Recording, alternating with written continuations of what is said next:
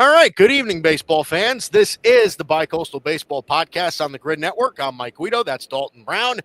It is great to have you with us on this Monday evening. Dalton, how are we feeling today as we head into March? Now, baseball season getting a little closer. Yeah, I mean, you pulled me away from a Duke basketball game, so that's how you know that I really care about baseball and about doing this show. But yeah, I mean, a really exciting time in the sports calendar. Not only because of spring training, but obviously March Madness coming down the pike. So a lot of fun stuff going on right now. It's been fun to tune in here and there to catch an inning or two of spring training. And yeah, man, I mean, I'm just kind of counting down the days. Yeah, it is getting to the point. I mean, listen, as a Yankee fan who can't seem to avoid his team getting injured, I can't wait for the regular season to just be here already. No more of this spring training crap. All right. So as we do every single show, actually, before I do that, let's preview what's on the docket today. We're going to be talking a little bit about the ABS system. If you don't know what that means, that automatic balls and strikes, the Robo-Umps, right? Like we're going to be talking a little bit about that a little bit later. Do we love it? Do we hate it?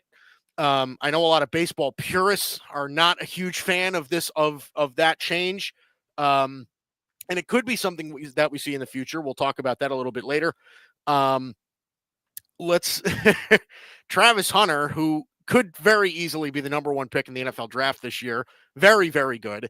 He plays both wide receiver and corner for Colorado and says that, being a two-way player in football is more impressive than being a two-way player in baseball, like Shohei Ohtani. So we'll talk about that a little bit later as well. As you can see by Dalton's reaction, he's ready to kind of explode.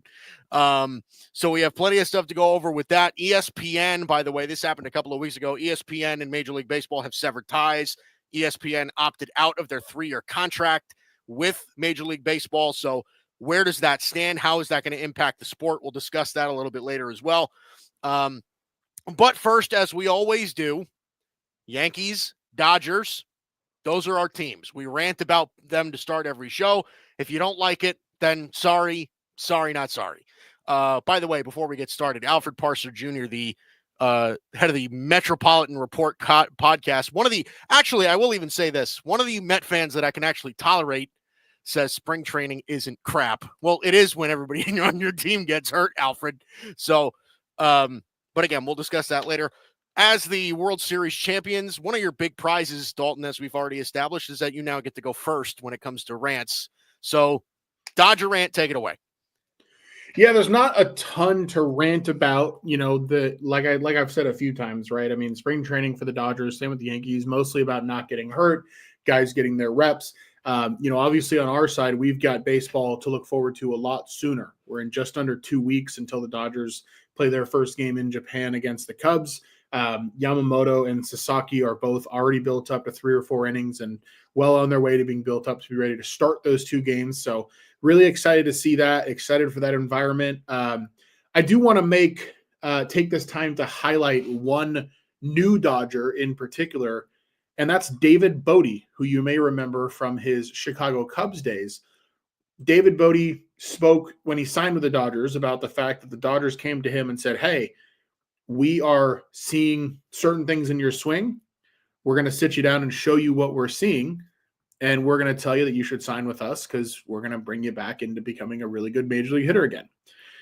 The Dodgers have notably done that in the past with guys like Max Muncy, guys like Justin Turner, where they were kind of left for dead by other teams. And the Dodgers said, hey, we see something. Well, so far in spring training, David Bote is batting .500. He already has 2 mammoth homers.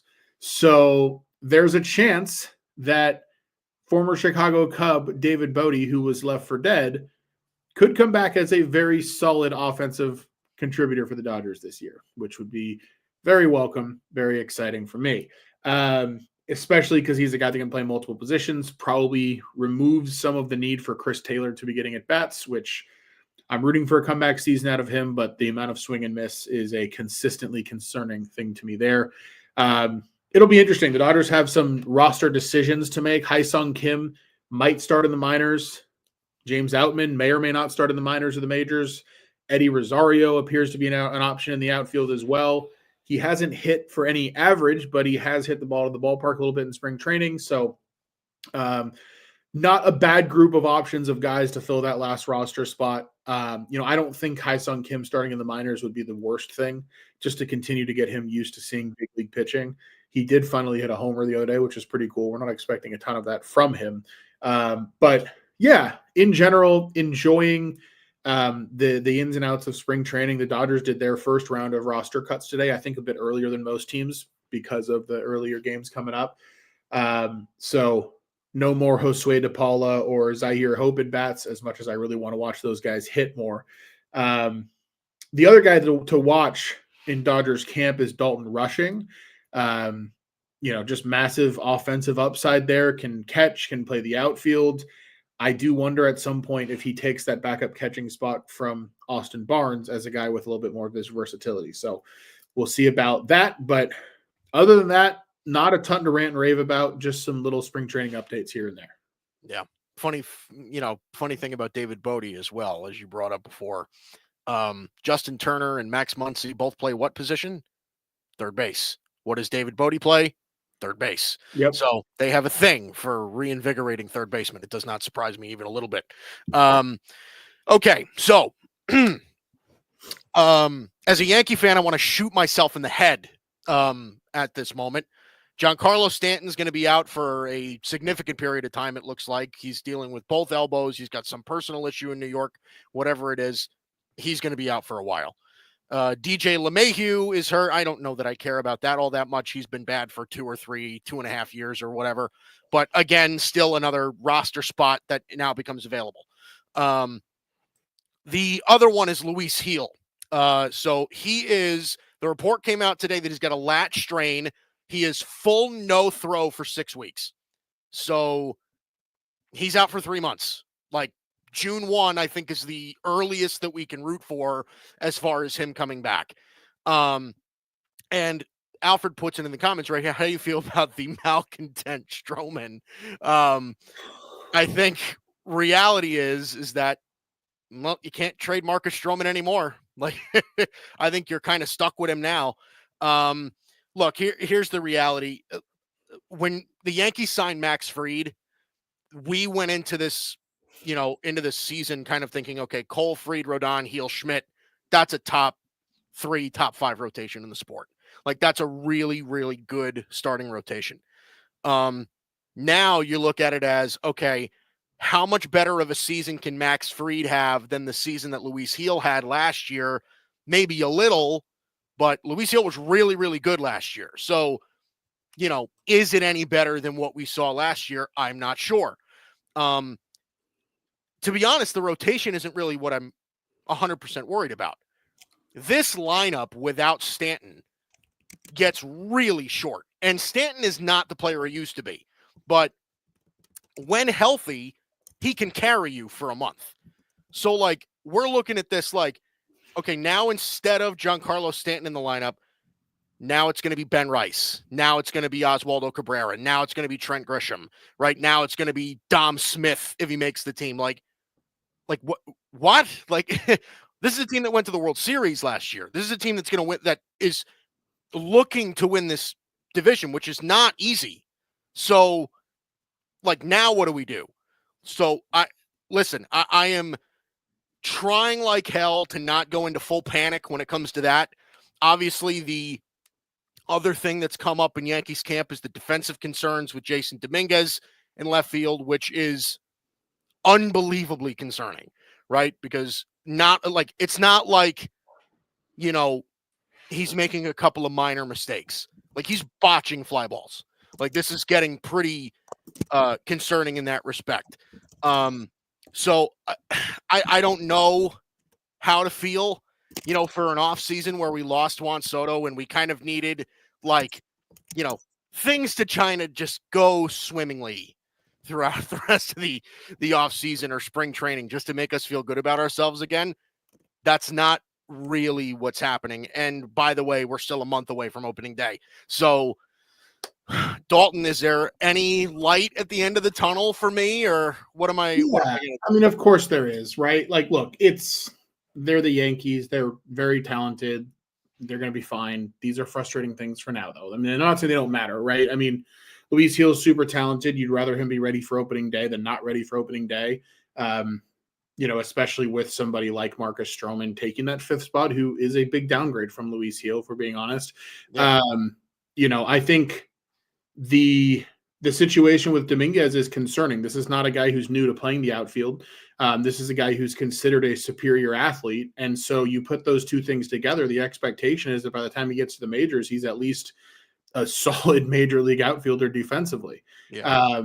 The fact that he's not, along with the well-documented concerns about the Yankees defense last year, to me, it starts to bring into question, like, what are the Yankees doing as far as teaching defense, as far as developing defense? Like, Yep. I think it calls into question some of those little things in player development that you and I have talked about before with the Yankees. And I think it's fair to question those things. And I say that not as somebody who like has a ton of knowledge of them. And, I could be way off base, but it makes me question those things when I think through it. Mm-hmm.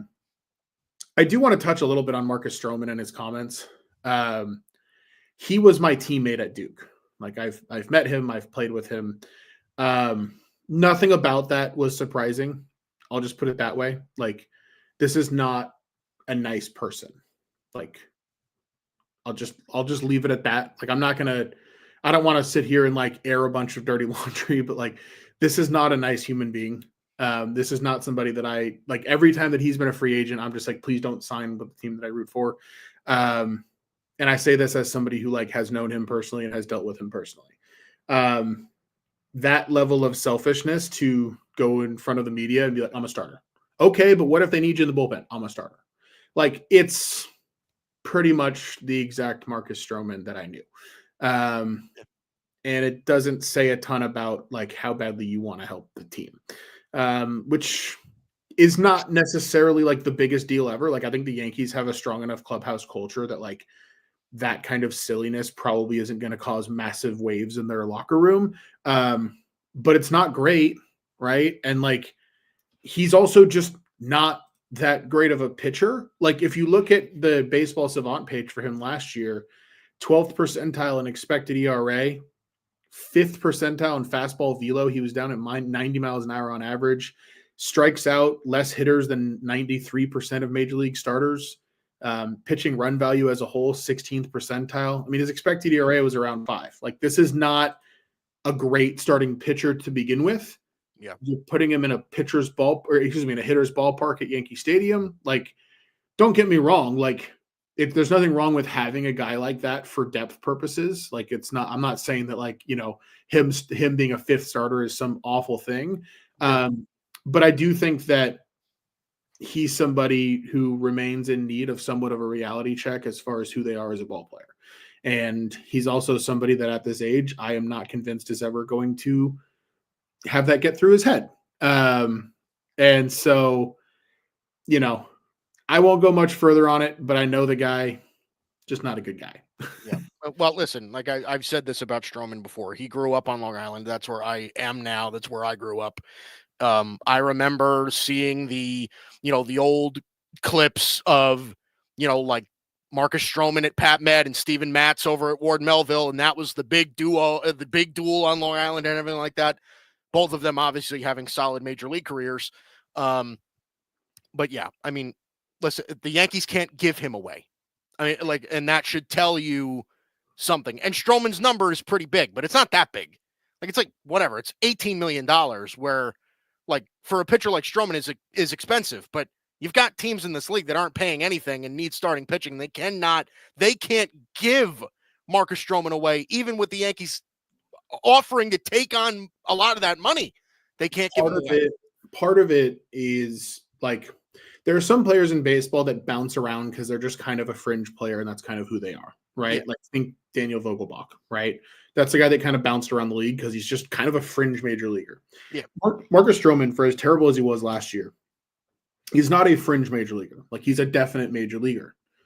The only reason that a guy like that, or a guy like Tommy Pham, as another example, bounces around the league as often as those guys are bouncing around the league is usually because they're just awful to be around. Yeah. And I've heard things since his major league career started that the way he's been perceived in major league clubhouses is not all that different from the way he was perceived in the Duke clubhouse, especially in the way that people were talking about him once he left. So, like, it's like unless you're absolutely dominating, people don't want to deal with somebody who acts the way he often acts. I'll leave it at that. Yep. By the way, again, it looks like our good buddy Alfred is really active in the comments today. If Judge doesn't hit, the offense looks weak. Goldie had a down year last year. Bellinger is far removed from his MVP days. Missing Juan Soto is a sore spot for your offense. That is no doubt about that. He says Yankees will make the playoffs, but I think the Orioles win the division. I also I love, and hi Alfred, good to hear from you. But I love starting this with like, well, if Judge doesn't hit, like Judge is gonna hit, man. Yeah. Like, as long as Judge is healthy, Judge is gonna hit. I'll say that. Yeah, no, I think Judge will definitely hit. But it is everything else, right? I saw a tweet earlier today where it was just like, okay, where he just listed Jason Dominguez, Anthony Volpe, Austin Wells, Paul Goldschmidt, Cody Bellinger. And he's like, how many of those guys are going to have a 700 or higher OPS? That's the Yankee season, right?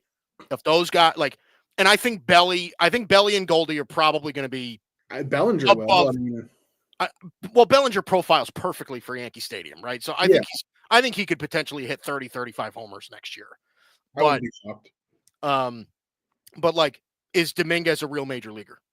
Like, is Anthony Volpe just a bust? Is Austin Wells a 1 month flash in the pan? Like, that's the Yankee season. Okay, so let's move on to this. So the ABS system is something that's gotten mixed reviews. Since this is kind of already, just kind of been introduced into the game. Major League Baseball, I just want to be clear, Major League Baseball is not implementing this system this year. They are not going to, there's a chance they implement it next year, but not this year. They're testing it out in the minor leagues. They're obviously testing it out in spring training, where there's an automated ball strike system where players can challenge if a pitcher is a ball or a strike. They will go to some automated system. And I'm sure if you've watched any spring training baseball this season, you've seen it already. It's a lot like, they formatted it a lot like, how tennis does, like the in or the out graphic, right? It's very auto. It wouldn't even surprise me if it was the same system. But again, it's gotten a lot of mixed reviews. A lot of baseball purists hate it, right? Because they say, oh, well, umpires missing calls, that's always been part of the game. It's been part of the game for 150 years or whatever it has been. And they don't really like it. They think it's part of the game. But Dalton, I want to get your thoughts on this as well. What do you think of the new ABS system? Is Major League Baseball doing it right? How is it going to impact the game? What do you think? I think it's great. I mean, I think that any time that you can standardize something as critical to the game as balls and strikes and do it in a way that doesn't slow the game down, I think that's a good thing. And it seems for the most part pretty smooth. Like, it's not like the pitcher's standing up there for 45 seconds waiting on a result, right? Right. Yeah. It seems that it happens pretty quickly. I do like the fact that it's limited from a team perspective and not from a player perspective. I've seen some people throw around the idea that, like, hey, each player should be allowed to challenge one per game. I like that the team only gets two. And the reason I like it is when you tap your head to challenge a pitch, if you start doing that consistently and being wrong, like, there's going to be repercussions in theory in the clubhouse, right? Like, guys are going to be like, hey, you're going to stop doing it, right? And I think that creates a good kind of check and balance between the two so that we're not constantly seeing it every at bat. Because to me, the purpose of it is when you have an egregious pitch in a big spot, which does happen on a consistent base, like throughout, I'll put it this way, any given ball game, there are two pitches that like are egregious, right? At least. A lot of times there's more, right? But to me, it's the perfect amount of checks and balances where the umpire is still controlling the game. The umpire strike zone still matters. But if something is blatantly wrong in a big spot, like, we can get that corrected. And I think that's really good. So I am fully in favor of it. Like, and it's surprising because I'm somebody who's anti pitch clock, right? Like I'm anti certain other things. I'm very in favor of this. I don't see any real downside to it. Yeah, I think again, like I've umpired Little League baseball, JV baseball for 15 years. Like I know how umpires feel. I know how umpires think. So I really tried to kind of attack this at all angles. And like I said, this is a lot like how I feel about the pitch clock. I thought I was going to hate it, and I don't think I do, right? Because the reality is that it's not even the change that I would have disliked. It's the the discourse of stuff leading up to it, like this pure hatred for umpires now that like I despise with all of my heart, right? So I understand that umpire accountability is a thing, and this certainly provides that. But I also think that this can provide it the other way around, right? Somebody thinks, okay, there's a pitch that's outside. Oh, no, that's definitely outside. No, well, it clipped the corner. Umpire fucking got it right. Fuck you. Like, that's kind of how I feel about this, too. So I do kind of like that. And I see this from Alfred as well. He said, I covered ABS on my show. I think it's bad for the game, takes away the human element of the umpires. Why correct that now after so many years of not doing so? And that's kind of the counter argument to this.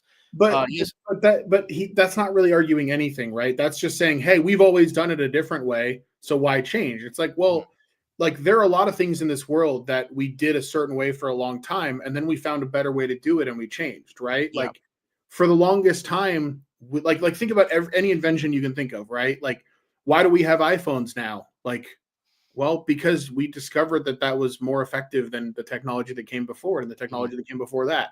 And so to me, I'm like, if you have the ability to take an element of unfairness out of the game, which, like, let's face it, if a hitter gets rung up on a pitch that is like verifiably not a strike, that doesn't create increased fairness in the game. Right. Now, if you went to a fully automatic ABS system, I think then the complaint of, well, we're taking the human element out of it, I think that at that point, that complaint is at least accurate. I don't even think that complaint is accurate when we have 2 challenges per team per game. Yeah, I think the fact that it's done in moderation, I think, is why I like it in the first place, right? It can't be abused, right? So like you can't get, all right, strike 1. All right, let's check that real quick. Okay, strike 2. All right, let's check that. You know what I mean? Like that would just be a pain in the dick. I would hate watching baseball. To me, the only way that you could end up in a situation where the human element is genuinely taken out of it, and I'm kind of not totally against this as an eventuality, is if you just don't have a home plate umpire and pitch crosses the plate, it gets sensed whether it's a strike or a ball, and it just shows on all the boards around the stadium, ball or strike, dependent on what gets sensed. If they have the ability to do that in real time, maybe it does go that way eventually. And I get it. It's like, okay, well then those umpires are going to be out of a job. But also, like, I would just harken back to that is kind of what happens over time. Like if your job isn't needed anymore, it's not going to exist anymore. I don't think that'll happen. The umpires won't allow it. I think the players union would stand up for the umpires and probably not allow that. So like, I'm not thinking that would actually happen. Yeah. But I do think it's fair to say that, like, look, like the argument of, oh, well, like we need the human element. If the human element means more error and less correct calls, then I would rather get things right than get things human. That's just how I look at it. Yeah. No, and I don't think that that's wrong. I mean, I think part of it too, as far as like the older crowd is concerned, and I shouldn't even say older, but just the more traditional baseball crowd is concerned. And I would say that I'm at least half in that group.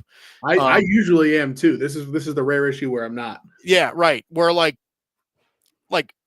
I kind of like having an umpire there. Like even if it's just as bare bones as an argument as that, you know, just hearing strike 3, you know what I mean? Like instead of just being like the big board saying, you know, like the PA announcer now has the job of saying strike 1 over the, you know what I mean? Like that's stupid.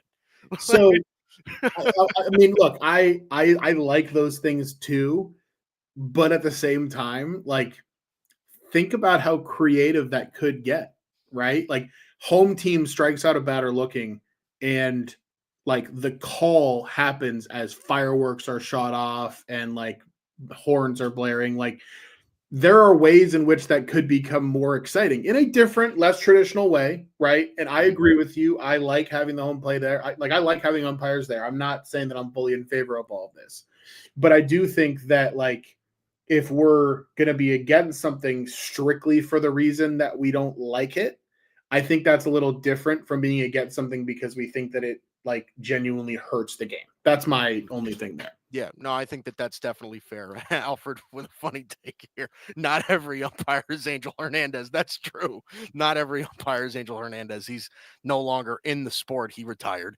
How many times have they reviewed an out/safe call with replay and still got it wrong? The eventual bad call is part of the game. I think there's a little bit of a difference with balls and strikes.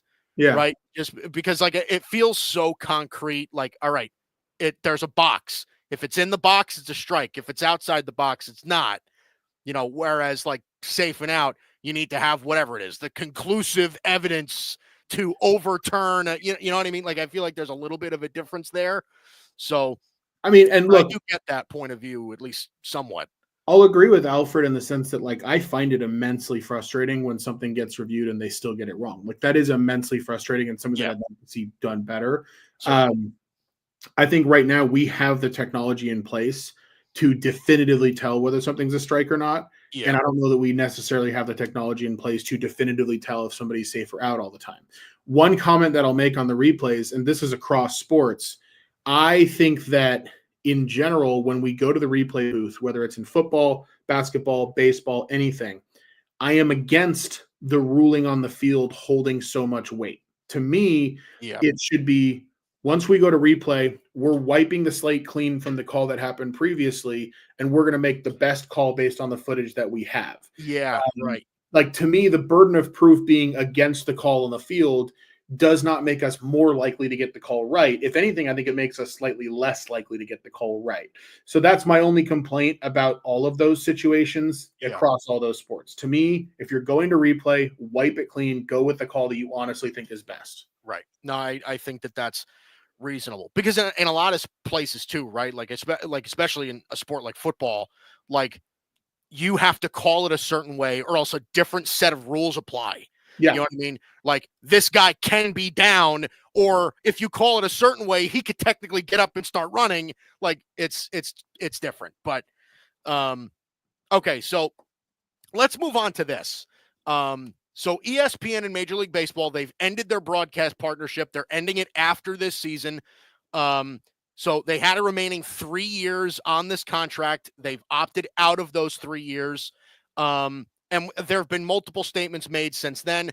ESPN said, "We are grateful for our long-standing relationship with Major League Baseball and proud of how ESPN's coverage super serves fans. In making this decision, we applied the same discipline and fiscal responsibility that has built ESPN's industry-leading live event portfolio is blah, blah, blah, blah, blah, blah, blah, blah, blah." And then Major League Baseball has come out and said, "Unfortunately, in recent years, we have seen ESPN scale back their baseball coverage and investment in a way that is not consistent with the sport's appeal or performance on their platform. Given that Major League Baseball provides strong viewership, valuable demographics, and the exclusive right to cover unique events like the Home Run Derby, ESPN's demand to reduce rights fees is simply unacceptable. As a result, we have mutually agreed to terminate our agreement." So just a full-blown parting of ways between ESPN and Major League Baseball. So Dalton, let me kick this over to you. How does this affect the game? What is your takeaway from all this? Because this is, I mean, listen, this is one of those like ESPN notifications or whatever, Bleacher Report notifications that you read and then you just swipe away on your phone because it's not a trade or a free agent acquisition or whatever. But this is kind of a big deal. It's really terrible. In my opinion. Now, I want to kind of just paint a full picture on this because I think that a lot of what Manfred and Major League Baseball are saying about ESPN is accurate. Like you and I have talked on this show about how ESPN's broadcast with Carl Ravitch and Jessica Mendoza and Eduardo Perez. Yeah, like it's really lazy, shoddy work. Like, and I don't say that lightly because you're describing people who are professionals, but it's lazy, shoddy work. When you watch those broadcasts, you can tell by the way they're talking about the teams and the touch points that they're hitting on that they don't do a lot of preparation. It's very just like, all right, well, like for example, you'll be watching Shohei Ohtani is incredible, isn't he? you'll be watching, the Astros playing the Rangers on Sunday Night Baseball, and they'll just all of a sudden in the bottom of the fourth inning be like, so what do you think of the fact that Shohei Ohtani does both, pitching and hitting, right? Or they'll just be like, what do you think of the fact that Aaron Judge is that, like, they don't, because ESPN doesn't like legitimately invest in covering the sport, it's like what they actually come out with comes off as really half-baked, which I can understand why Major League Baseball wants less of that, because it's noticeably poor coverage. Yeah. All of that said, this is a much like more detrimental thing to MLB than I think most fans realize. ESPN is the most watched sports network by a landslide in the world. Yep. Like, it's not even close. Not close. And when you're not on that network, that 4-letter network, when you're not on it at all, you saw what happened to hockey over the last 15 years before they got back on ESPN. Yeah. It was really bad for the sport. And I think this is really bad for baseball. I'm just going to put it that simply. This is horrible. When the worldwide leader is not covering your sport, a sport that for much of the middle of the summer has the entire attention of the American sports world because there's not a whole lot else on, ESPN has shown in the past that if they want to make if they want to make a sport a big deal, they can do it. ESPN will find a way to fill that airspace, and it will hurt baseball in a tangible way. So in that sense, while I understand MLB's frustration with baseball, I also think you have to be realistic with ESPN's coverage of baseball. I also think MLB needed to be more realistic about how much leverage ESPN has in the sports world. And like, I think MLB is fair to be critical and to ask ESPN for better coverage, but I don't think that pulling away from ESPN is something that's going to ultimately be anything other than a disaster for Major League Baseball. I think it's going to hurt the popularity of the sport. I mean, Mike, when you think about baseball being popular and relevant on a national level growing up, I mean, Alfred just touched on it, right? When you think about baseball being nationally relevant growing up, whose voices do you hear? Because I'll tell you who I hear. I hear John Miller and Joe Morgan on Sunday Night Baseball introducing a game. It's super hot out. It's an October evening. For me, it was 5 p.m. growing up, and I'm sitting down to watch a couple teams play, and I'm getting really good analysis from John Miller and Joe Morgan and Tim Kirkchin, and it's really good stuff. The thing that's a shame is ESPN still employs people who I think cover baseball as well as anybody else in the world. Jeff Passan is an incredible reporter, does an incredible job covering the game. Right. Tim Kirkchin is as passionate and knowledgeable about baseball as anybody on the planet. Oh, yeah. Like, the idea that both of them are either going to end up elsewhere or covering other things, Kirkchin won't cover anything else. He'll either cover baseball elsewhere or he won't. But the idea that, like, that coverage is going away is terrible. The idea, like, here's when I'll let you run on this in a second because I got a lot to say on this. But please. One other comment that I'll make, Mike, if you were to go to whatever sports bar or restaurant is closest to where you are right at this moment, if you were to walk in there at 2 p.m. on a Monday, what channel is on every TV behind the bar? ESPN. Yep. ESPN. It's as simple as that, right? When I'm at a restaurant or I'm at a bar, ESPN is going to be on the TV. Casual fans are going to look up from their dinner and say, oh, they're talking about the NFL draft for the 50th time. Instead of, oh, wow, the Yankees are playing the Orioles. I'm going to, like that right. Stuff matters. Like, it doesn't, like, people like you and I aren't going anywhere, right? I'm not like, it's not going to affect us in any real way. Yeah. But it's going to affect baseball's popularity in this country in a real way. And that sucks. Yeah. Well, I think that's very, very well put, because I don't think anything that you said is wrong. The plus side of this, right, is that we don't have to watch Carl Ravitch call baseball games anymore. Like, that's at least one positive thing. Yeah. The very negative thing, like you said, though, is that this, without a doubt, makes the path to significance for baseball in the future much, much, much harder. Right now, do I think it is possible? Like, I think it's possible that at some point down the line, Major League Baseball and ESPN come to some sort of agreement at some point. I don't know how long that'll be, but I find it hard to imagine a future where Major League Baseball is just never on ESPN ever again. I think there could be something in the future where they could put something together. However, wherever Major League Baseball does end up from a network standpoint, and it could be anywhere. It could be Amazon Prime. It could be, like Alfred says right here, he says he thinks Apple TV, their coverage, which I really hope is not the spot, but it could be Apple TV, it could be Amazon Prime, it could be Fox, TBS, whatever. It doesn't matter. It could be wherever else they land. It just simply is not as popular as ESPN. And Major League Baseball does not carry the weight at this very moment to demand the kind of TV population that generic ESPN does. So, like, I agree with you. Yeah, ESPN, I think, as a network has fallen way off. Like, from where, Dalton, from when you and I were younger, right?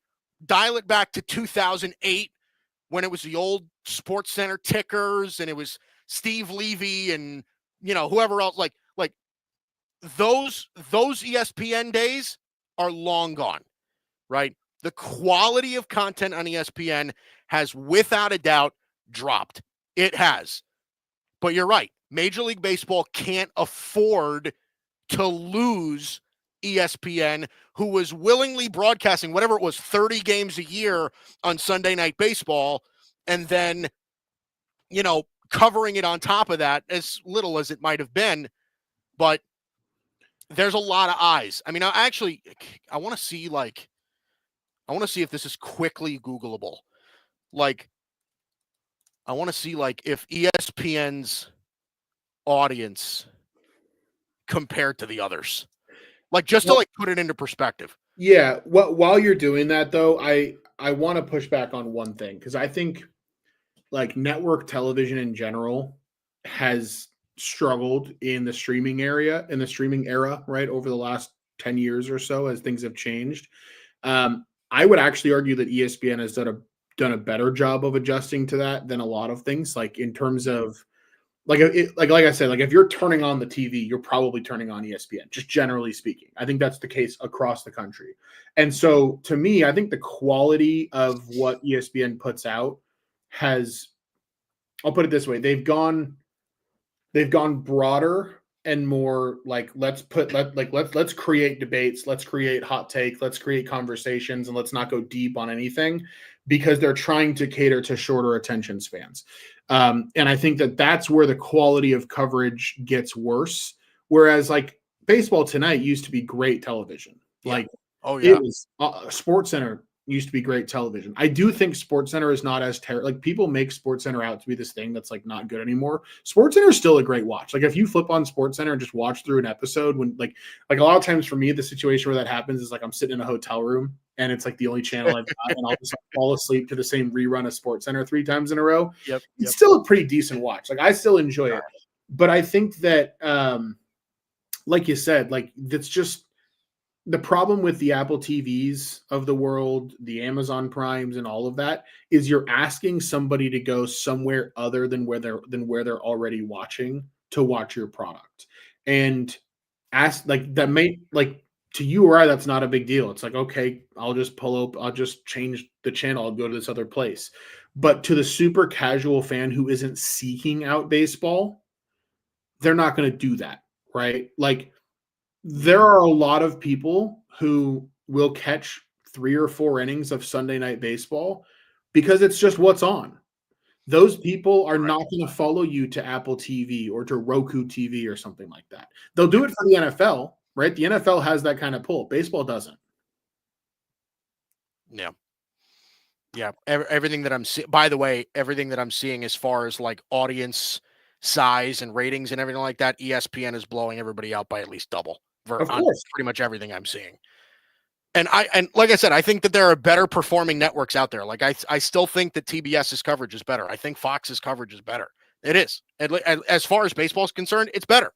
But I think their game coverage is a lot better. I mean, like when you watch the World Series, like John Smoltz can drive me insane, but John Smoltz cares about what he's doing. Like, oh yeah, you know what I mean? Like you can tell that John Smoltz is putting time in. Joe Davis is obviously one of the best out there. So yeah, I think you're absolutely right. I think, but I think MLB is, to me, they're picking the wrong battle. Like to me, it's not let's go with where we think the coverage is better. I think it's let's try to push better coverage over to the place that the eyeballs already are. And I think MLB is making the wrong bet there. Yeah. It certainly is a bet. It certainly is a bet. I really wonder what the plan is, because like I know that you and I both are not in the room. Like we don't know exactly what the plan is from here on out for Major League Baseball, but this is certainly a play that is ballsy to say the very, very least. Alfred says KBO coming back to ESPN. LOL, just kidding. Brings up an idea. Turner could expand coverage of Major League Baseball since they have a void to fill with sports after the NBA will leave them the following this season. There's a reason they've retained Ernie Johnson as he hosts MLB2. I love Ernie Johnson. But again, even if that is the case, and that kind of goes to what we're going for as well. He says going to miss the web gems.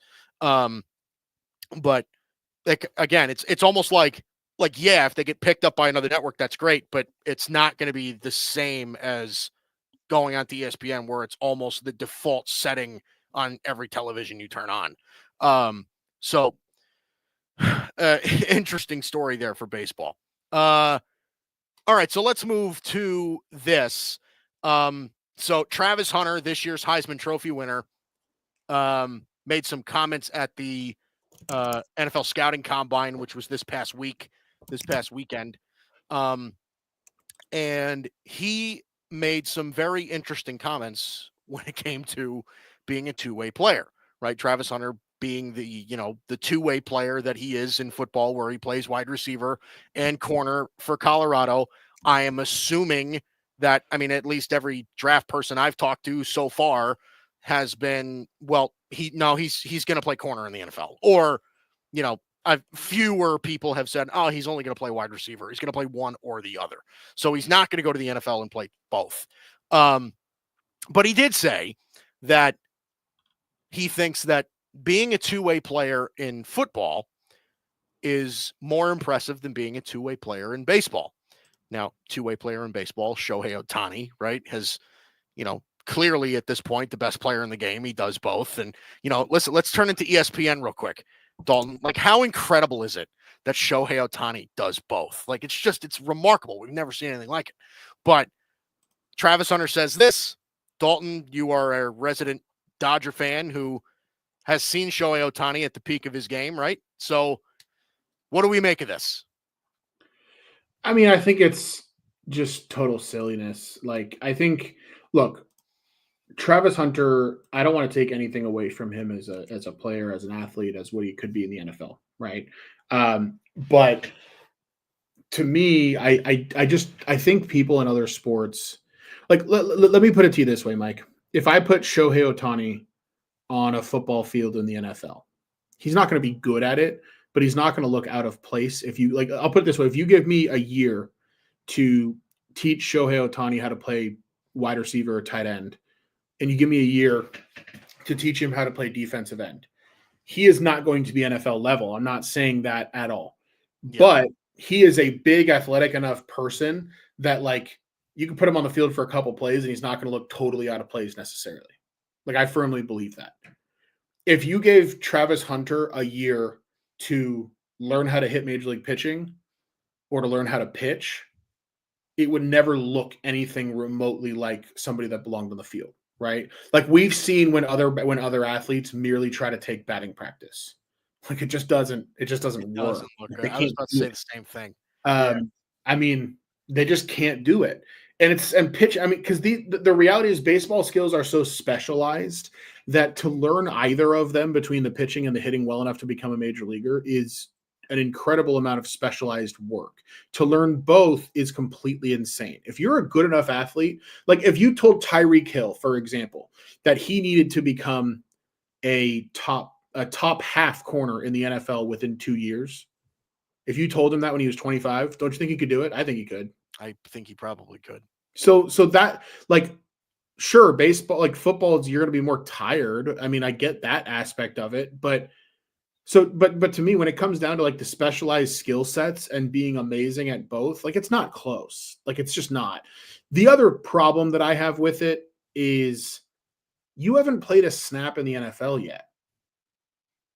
Like if you haven't played a snap in the NFL yet, if somebody asks you how you compare to Shohei Ohtani, like the answer should just be like, yeah, man, he's doing things that are crazy. Like I haven't even gotten to the league yet. Like you know what I mean? Like I just think that you kind of got to be a different level of delusional to answer that what you do is more impressive than Shohei Ohtani. Like Shohei Ohtani, who is considered the peak athlete in his sport, and you haven't played a snap at the professional level, and you just went 13-12 over 2 years at Colorado. Like, come on. I just think that, like, granted, he was asked the question, so it's hard for me to totally blame him for it. But like, this is just so stupid. It is. It is stupid. I'm actually kind of surprised that we're talking about it. But there's not a whole lot to talk about right now, Mike. That's really all. That's the reason. Yeah, really. The exact quote from Travis Hunter is probably me. What I do in football because it's a lot on your body. He talks a lot about the physical aspect of it. Yeah, I think that part's probably real, right? Like you're not getting tackled and then tackling somebody, however many times a game. But I will say this, the big point that you brought up that I think is funny and true is that you get to see, like, everybody hears like this same thing, right? Hitting a round ball with a round bat is the hardest thing to do in sports. I don't necessarily fall into that line of thinking, right? Like I think you could hit I think like the general idea of hitting a baseball is not the hardest thing to do in sports. To do it at a professional level, to do it at a very, very high level, now that's something that I can buy into, right? Travis Hunter, like you said, if you gave Shohei Ohtani whatever it was, a year or two, he's not going to be good, but he's not going to look like a buffoon, right? Yeah. Travis Hunter, if you gave him 1 year to prepare, Travis Hunter would strike out every at-bat he played. Yeah. Strike out every at-bat, right? And then if you put him on the mound, A, would he ever be able to throw strikes? Right. And B, when he does throw a strike, would it not get fucking shelled by whoever made contact with it?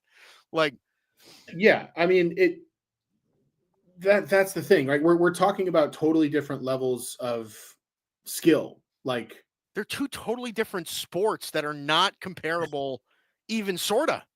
Right. But also, like, I just think that you've got to be such a clown to sit there, like, look, you won the Heisman, that's great, whatever. I don't think he should have won the Heisman. That's a different conversation. But Ashton Genty. Yeah, I agree. But it's like, look, that's not to take anything away from the athlete that he is and his accomplishments. Like, yeah. There's no part of me that's like, Travis Hunter's a fraud. No, come on, he's amazing. But like, you haven't done anything, man. Yeah. Like, you haven't played a single NFL snap. Shohei Ohtani is a multiple-time MVP winner. Full stop. That's it, man. Like, I don't know. Yeah. Well, like, again, like, is he saying that, like, I don't know, it is kind of silly, right? Because, like, in no world is he better than Shohei Ohtani at what he does. No. But, like, being a two-way player in football is harder than being a two-way player in baseball. I still don't buy that. Yeah. I still don't buy it. So, okay. So, see, that's, I don't know. It's those kind of topics that crack Mike, me up. starting next week, we got division previews. I know it. And then after that, we're gonna have games to talk about and actual, real baseball being played. It's a wonderful thing. We don't have to talk about Travis Hunter and why a Major League Baseball team would make sense in Omaha. Boise. Yeah, right. See, but like that topic, I at least think is fun to Yeah. this Travis Hunter thing is just like, well, people are talking about it, so I guess we're going to talk about it. But like, Yeah. what a stupid thing to say. Yeah. Speaking of which, I just want to like throw this question out there because like we talked about before the broadcasting thing with baseball, right? And you and I are obviously in lockstep that Carl Ravitch and Eduardo Perez are just not a good broadcasting tandem. They're terrible. What tandem would you like if you had to pick one guy? Obviously impossible. One guy to broadcast every baseball game that you watched. Who would it be? Like, what would be the tandem you pick? Vin Scully. Do they have to be alive? I mean, come on, it's Vin Scully. Well, as far, yeah. But no, I mean, if it's not going to be Vin Scully, sorry, I had to make sure my dog wasn't like eating my cords over here. If it's not going to be Vin Scully, honestly, probably Joe Buck. Yeah. Like, I think Joe Buck is probably the best in the world at it right now. So good. Joe Davis, I think, is in that conversation. Kevin Harlan doesn't do baseball. Ian Eagle doesn't do baseball, but those are guys that I think belong in that conversation. I think Brian Anderson, who he works for Turner and does Milwaukee, I think he is incredible. I still think really highly of John Miller as a broadcaster, but obviously he's quite a bit older now and doing just like, kind of some half Giants games. But if you had to put a gun to my head and say one, and it has to be somebody live, I'm going with Joe Buck. Yeah. I know you and I view him very, very differently. And I'm not saying that he would be because my pick would probably be Joe Buck also. I think Joe Buck is just so good. He's just so clean at broadcasting. He makes the moment feel bigger than it is. Yeah. Virtually every single time. I am a massive Matt Vasgersian fan. I know that I told you, I know you and I have differing opinions on this. I am a massive Matt Vasgersian fan, but I'll always have a soft spot for Michael Kay also. I was never a John Sterling guy. Like I understand the icon that he is and everything like that. I get it, but as a Yankee fan, I was always never into John Sterling. The 2-0 pitch, like it's a little too much, but the guy sounds like he's got 9 testicles. Like I've said before, it's just like, I don't know. But my issue with Vasgersian is number one, like his voice will sound totally different broadcast to broadcast. You can tell whether he's trying to talk with a deep voice or not, and it pisses me off. But my other issue with him is to me, and you're not going to like hearing this, so it's fine. But he, to me, comes off as very disgenuine. Like I think that he tries really hard to sound a certain way, and I feel like I can like hear right through it. Mm-hmm. Especially the whole Santa Maria thing when people hit home runs. It's just like, what are you doing? Like, stop trying to make that a thing. I don't know. And his voice is so high. It's part of the reason why I like it. That's part of the reason why. Like, I always thought Santa Maria was a little stupid too, but I kind of like it when he's like, all right, the 2-0 pitch, and oh my God, like it just explodes. But the thing is with him, like, okay, and I'll give you another example. And again, these are all guys who are professionals who work really hard at their craft, and I'm not trying to like tear people down. Yeah. Right. But like the Dodgers secondary announcing group right now, Steven Nelson is kind of the guy who leads it. Like, certain people to me sound very natural when they go up in volume and up in excitement. Like Joe Davis has that. Joe Buck has that. Kevin Harlan has that. Mike Breen has that. These are guys that, like, when they get really excited about a moment, it doesn't sound contrived. It doesn't sound like they're really forcing it. Yeah. To me, Matt Vasgersian sounds like he's forcing it. Like Steven Nelson, to me, sounds like he's forcing it. Yeah. I just don't buy it all the way. And maybe it's just how it hits my ear, and I'm being super unfair. But sorry, I don't mean to trash your boy, but no. Listen, it's like I said, I know you and I have differing opinions on that. I'm a big Matty V fan, but it's to each their own. By the way, I will say this though, because it seems like at least for the past couple of years, he's like done some games on the Yets network, and I can't stand it because it just sounds like, and I can respect the career he's had, but God, do I hate it when Bob Costas calls baseball games. I can't stand. I can't stand it. He just, to me, Bob Costas is just like so kind of past his prime now. That and to be honest, he doesn't broadcast baseball games often enough. No. I think that's part of it, is like when you're not doing it often enough, it's hard to just sit in the chair and all of a sudden be in a rhythm and be ready to do it. Yeah, right. And like, so to me, I like Costas, obviously incredible career in broadcast. He's a legend, right? But he doesn't have his fastball anymore. No. Well, for the Yanks, it's just it's just very like the guy sounds like he's like narrating a documentary while he's calling the game. Like it drives me nuts. But all right. So do you have picks tonight, Dalton? Anything for the hot corner? Let me pull up the futures that I've bet most recently, and I'm just going to pull one out that I haven't given you guys yet that I like. We'll do that. Okay. 2 seconds. Please. And again, so one of the things, and tell me if you're into this, Dalton, because I think that one of the things I want to do this year is because last year we didn't do it, and we didn't really, and it's something that I think we should have done. We need to keep tabs on whether your picks hit. Yeah, for sure. Like we we need to have like a record or a percentage or something like that we could flash up every week just to see how hot the hot corner is. Yeah. No, I would love to do that. I'll remind me when we start going into like game by game picks, remind me to start tracking them, and I'll definitely do that. We'll do I got one. Pittsburgh Pirates. Have I given out the Pirates future on this? I don't think I have. I don't think so. Pirates under 77.5 total wins. This is a team that won 76 games last year in a season in which the league had never seen Paul Skeens or Jared Jones. I'm not saying that I think Paul Skeens is all of a sudden going to turn to a pumpkin. Obviously, he's incredible, but I do think that the league will adjust to him a little bit. Yeah. And the league will adjust to Jared Jones a little bit. And we don't know if those guys are going to stay healthy. And once you get past them, like that rotation becomes pretty hittable. That lineup still does not have very much pop to it. They clearly have not invested enough in making this a team that's as competitive as it should be. And when I look around that division, I still think the Brewers are probably better than they are. I think the Reds this year are going to take a step forward. I think the Cubs are the best team in the division. And on any given night, Cardinals, Pirates, I think it's kind of close. So to me, I think you're looking at like a 4th or 5th place team in their division.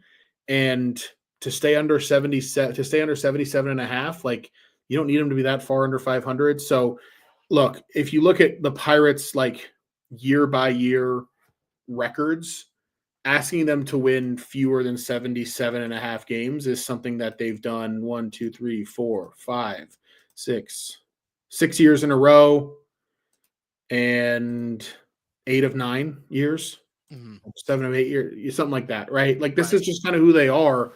And it's not that I don't think they're going to be one of the worst teams in the league, but like I think 77.5, you're asking them to be damn near 500. I don't think they're that team yet. So I'll put it that simply. Yeah, no, I certainly think that that's fair. They certainly don't hit enough. And at some point, right, like Jared Jones, Paul Skeens, as good as I think Paul Skeens is, right? Like I said, I've said it on numerous occasions. If you're asking me to pick one pitcher today, I'm taking Paul Skeens. Mm-hmm. But I do expect him to, there's tape on him now. Like you're going to figure out how to hit him now. So, all right. But that does it for us. That's Dalton Brown. I'm Mike Guido. This is the Bicoastal Baseball Podcast on the Grid Network every Monday at 8 o'clock Eastern. Make sure you tune in for that. By the way, next week, we begin our division previews. We're going to start out west, just like we did last year. The NL West and the AL West will preview each divisions. We'll go through each team of the division. We'll make some predictions as far as that's concerned, and we'll get this thing rolling, baby. We are just about a month away from opening day, so we are prepared for that. So, again, every Monday, 8 o'clock Eastern. That's Dalton Brown. I'm Mike Guido. This is the Bicoastal Baseball Podcast, exclusively on the Grid Network. We will see you next week.